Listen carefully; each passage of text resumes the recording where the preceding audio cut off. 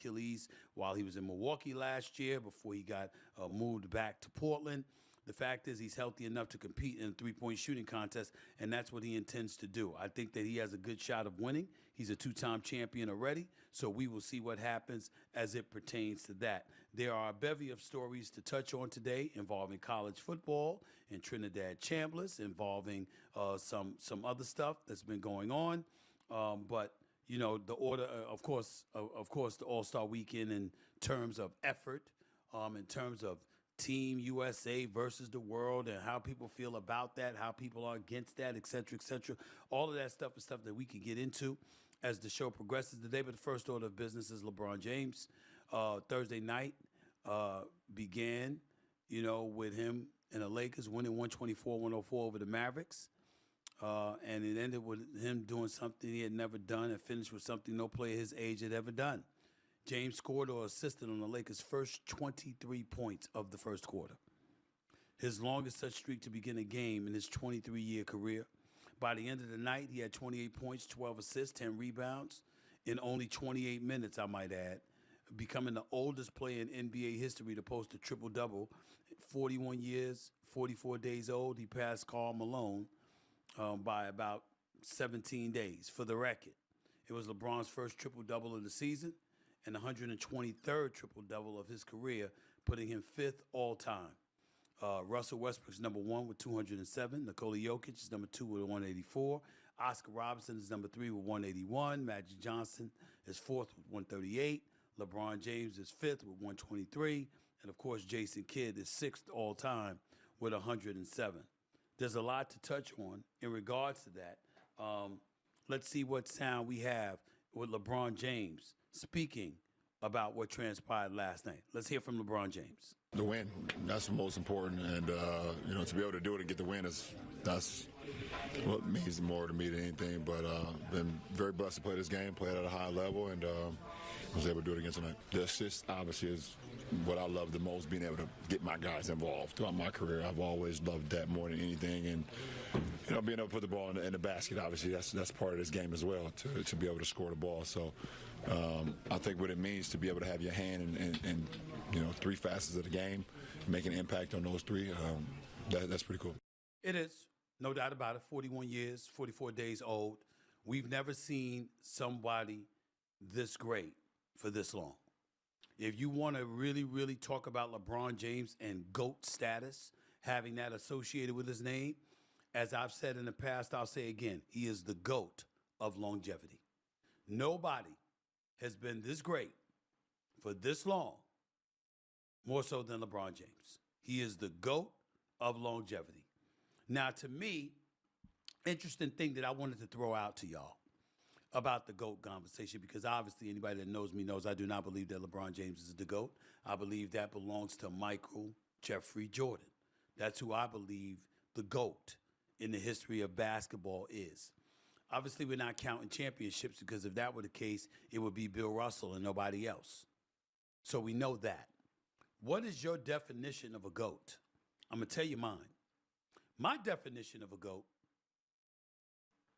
is you at your greatest against anybody else at their greatest, you consistently eclipse them. Period. I'm not saying that can only happen for one season. There needs to be some level of longevity attached to it. You need to have a career of excellence. But when I think about Michael Jordan, I think about a 10th-time scoring champion. I think about a 9-time All-NBA, All-Defensive player. I think about a steals leader. I think about an elite defender. I think about one of the greatest scorers, if not the greatest scorer the game has ever seen. That's what I think about when I think about Michael Jordan. And it doesn't matter to me that he didn't catch Karl Malone, or he was eclipsed by Kobe and LeBron, or Kareem Abdul-Jabbar retired as the all-time leading scorer before LeBron James. You look at what MJ accomplished in 13 years, it took LeBron over 20 to do that. And the stiffness of competition definitely matters. So I would look at people and I would say, yo, where I'm coming from is I want to see you at your best, at your absolute best. for a sustained period of time and ask the question, is there somebody you know that's done that? Is there somebody you know that could eclipse that? He's Michael Jordan, man. It just wasn't even close. The greatest ever. There's no way around it. Absolutely not. I give LeBron his props. He departed from the game. I'm sorry, before he departed from the game, got his 10th rebound with 2:05 remaining to secure the record, and received a loud ovation from the Crypto.com arena crowd when he grabbed that 10th rebound. So it's really, really special to see, no doubt about it.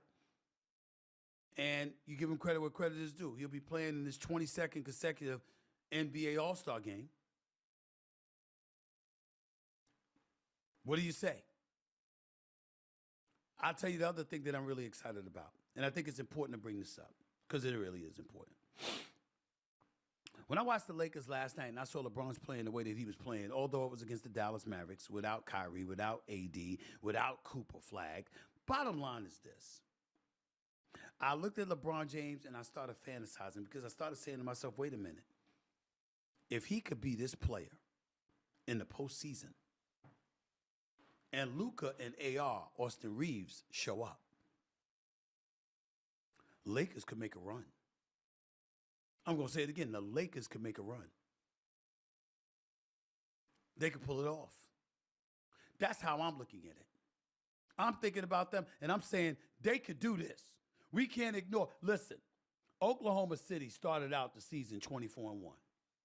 They're 18-13 since.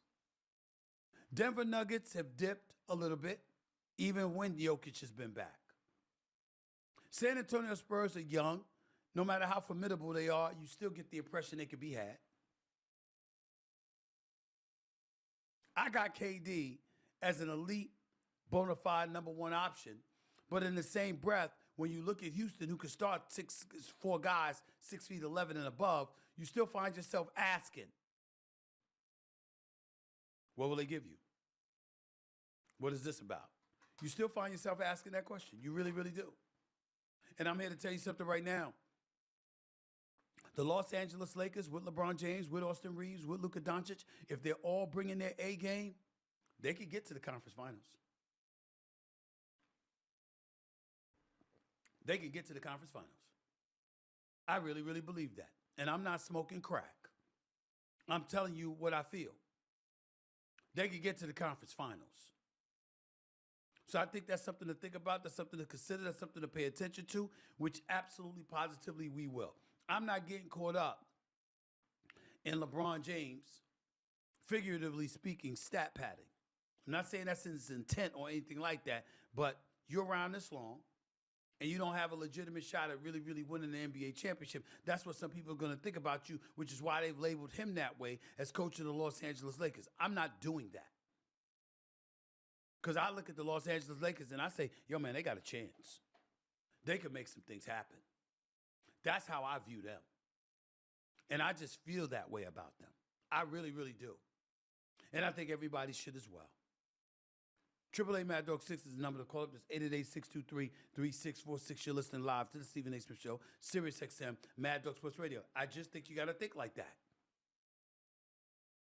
Who can't the Lakers definitively beat if they're healthy?